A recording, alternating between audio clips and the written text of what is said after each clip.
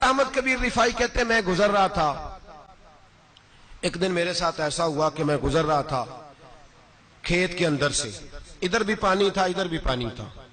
ہوتا ہے نا پانی پانی ہوتا ہے فصلوں میں کئی دفعہ. کب ہوتا ہے زیادہ پانی؟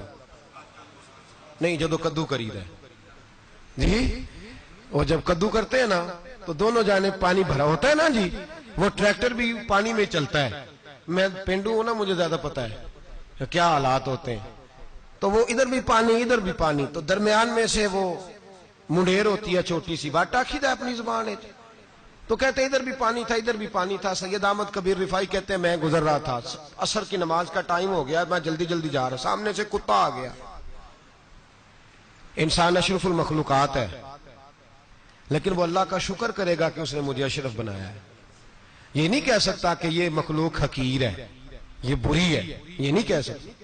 شکر کرے کہ مجھے اللہ نے اشرف. سید احمد کبیر رفائی کہتے ہیں کتا آ گیا سامنے سے. اب کتا آیا تو مجھے جلدی تھی، کتا بھی بھیگا ہوا تھا. اب میرا دل کرے کہ کتا نیچے اترے تو میں گزروں، کتا کھڑا ہے کہ یہ سائیڈ پہ ہو تو میں گزروں.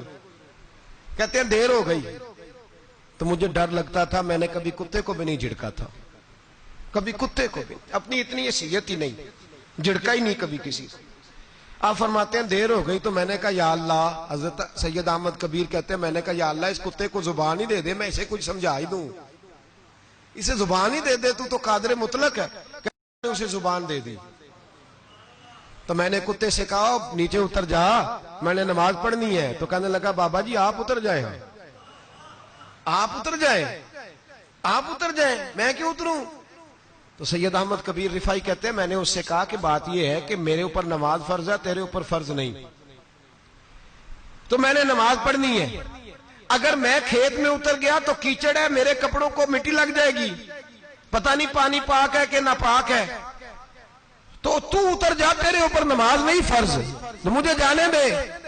تو سید احمد کبیر رفائی کہتے ہیں اس نے ایسی بات کی کہ میرے اوپر وجر طاری ہو گیا. کتے نے بات کی تو میں کانپنے لگا. راتی جاگے شیخ صدامے، راتی جاگ دے کتے تیتھوں اتے، مالک دا در مول نہ چھڑ دے، پاویں مارو 100 جتے تیتھوں اتے. وہ ایک برکی دا قدر پچھانن، پاویں مالک ہو من ستے تیتھوں اتے. رکھا سکھا کھا دنے جار رکھاں وچ ستے تے تیتھوں اتے.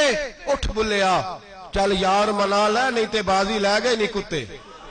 اٹھ بلیا چل یار منا لے نہیں تے بازی لے گئے کتے تے تیتھوں اتے. سید احمد کبیر رفائی کہتے ہیں وہ مجھے کہنے لگا آپ اتر جائیں. تو میں نے کہا بھائی میرے اوپر نماز فرض ہے، تیرے اوپر فرض نہیں، تو اتر جا، میرے کپڑے آلودہ ہو جائیں گے تو کیا کروں گا؟ تو کہتے ہیں اس نے بات کی تو میں گھبرا گیا اور چھلانگ لگا کے میں کھیت میں اتر گیا.